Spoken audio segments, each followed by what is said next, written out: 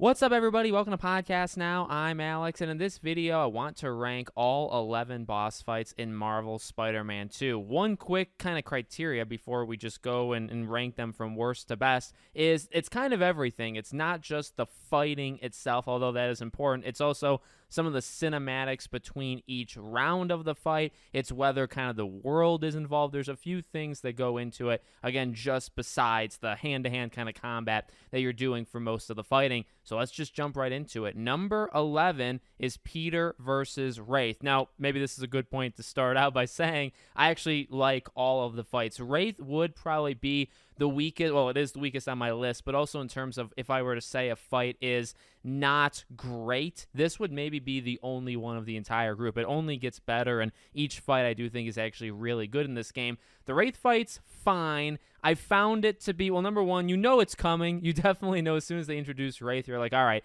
I smell a boss fight with you towards the end of this. And it's a fine fight. I actually feel like I went through it pretty quickly, and judging by like movesets are pretty important to me when it comes to boss fights, primarily the opposing side, right? What they are doing. Also, the environment of where it's taking place, kind of boring. She is cool, like Wraith is a cool character, and her using her weapons are also pretty cool, but just overall, it doesn't have any of the kind of flair or even like emotional stakes. We'll talk about that as we go higher on the list. It really just doesn't have a lot of that. It's a fine fight. I wouldn't call it bad by any means, but it's not elite in any way. Moving on to number 10, I'm actually going to say it's Peter versus Scream. Now, this was a shocker to me, and if you've watched my other videos, you'll know I don't know much about like the comic lines or anything. So, obviously I know MJ's never been Scream, but that did kind of come to a surprise. I'm not even familiar with Scream as a character. She looks cool. Her moves were pretty cool. I would say it's low because the fight itself, like in its placement, not all that exciting. I also found that I actually got stuck in corners the most in this fight than maybe any other fight and all. So I kind of felt, in terms of literally taking down the character, it wasn't all that amazing. It was almost frustrating.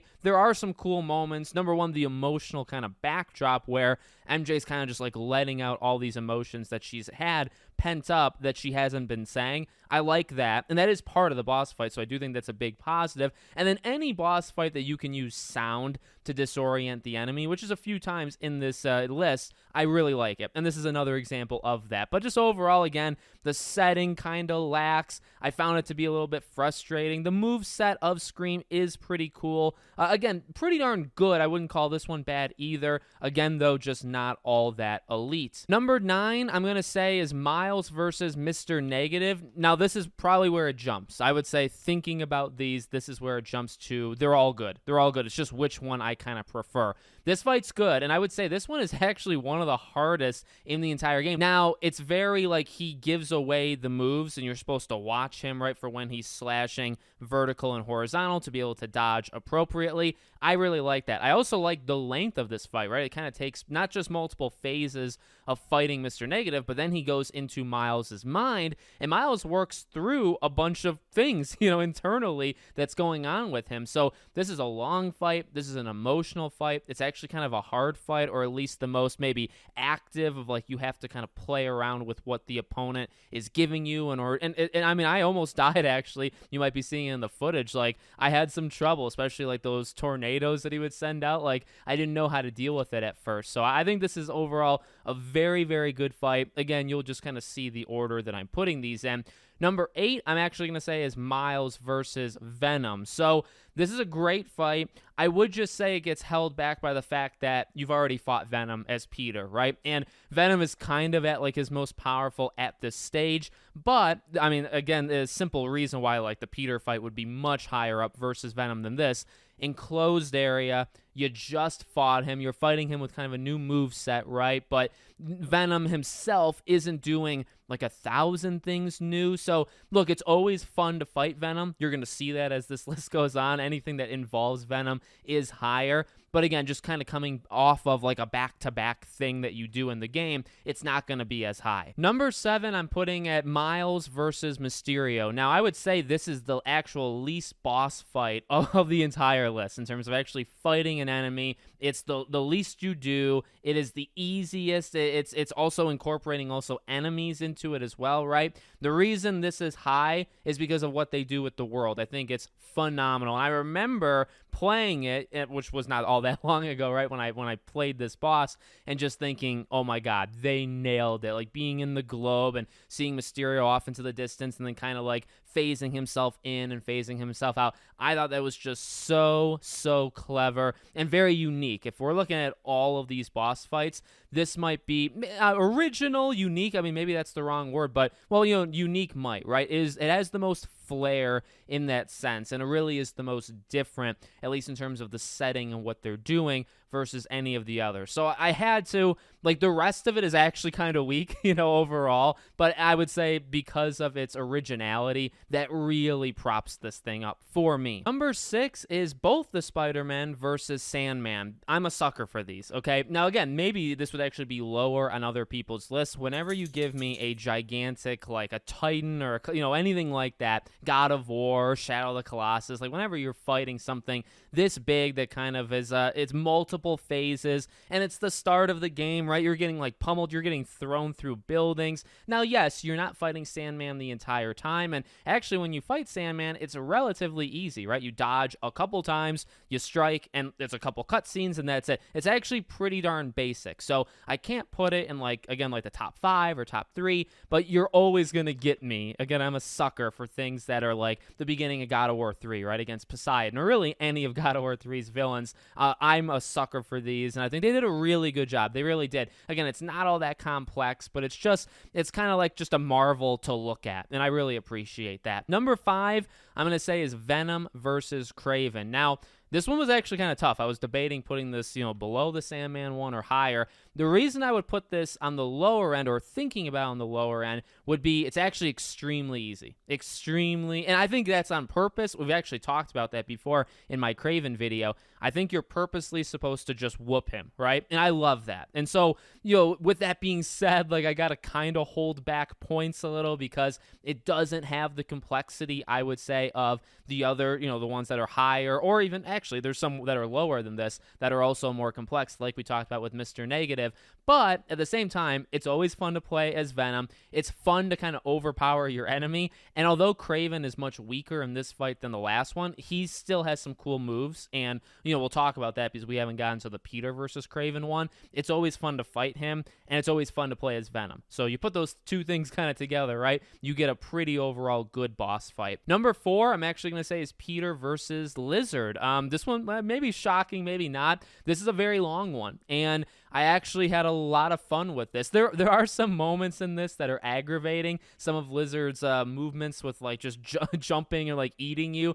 Some of those got me pretty mad. I actually think I died in one of them. I had to restart. But overall, it's a complex kind of fight, right? I think it's not as complex as Mr. Negative, but it is one of the harder fights in the game. It's multiple phases. You kind of do fight him the same way in the beginning and the end, right? It's a little repetitive in that sense, but the middle part really breaks it up, right? Really gets you moving, changing, environments and trying to keep up with him. A lot of cinematics. It's good. It's really, and Peter's also getting more mad, right? So again, that more emotional or personality-driven part of these fights, I really respect that as well. So that's why it's number 4.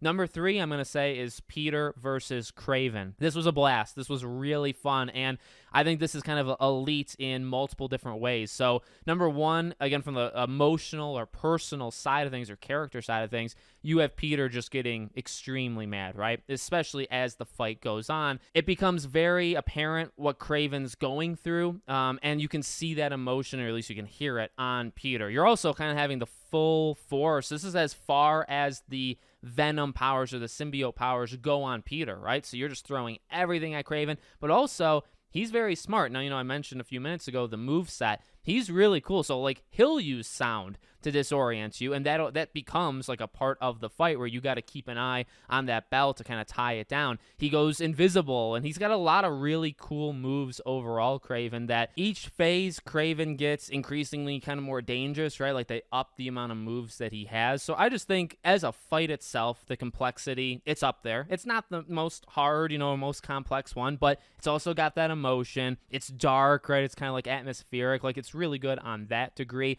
And again, the personal level for Peter, I think this is one of, as you can tell by the ranking, it's one of the better fights in the game. Number 2, I'm going to say, is Peter versus Venom. This kind of went neck and neck. You'll obviously, if you process of elimination, you can tell my number 1 at this point, but this was a great fight. I really like this. Now, this is the first time, right? You play as Venom, you take out Kraven. This is the first time you're facing Venom as a full-on thing. You obviously face Peter, but this is different. So you have the move set that's completely new, right? So you're learning it on the fly of just all of the different phases that Venom's going to throw at you, and the movement of locations like the football field, and Venom kind of taking over the floor, so you have to jump to another one. It's really good, I think, just as a fight.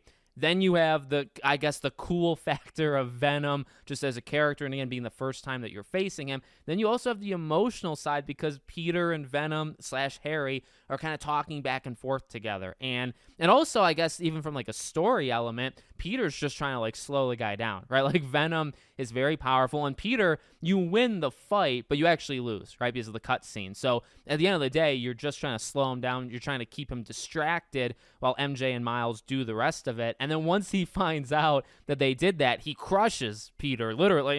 He grabs him and has the wings and then flies away. So he's almost like toying with you, but you kind of stand a chance, you kind of don't. I think it's a really, really cool fight, which only leaves one left, which is Miles versus Peter. Something that we had predicted, and honestly, I think they almost deserve a round of applause because I did expect it. I did want it. I did think it would have been one of the cooler fights in the game, and it's actually my favorite fight. So to actually meet the expectations that I set for it, I think that's actually pretty impressive. It's obviously just my list, but I really like how they did it.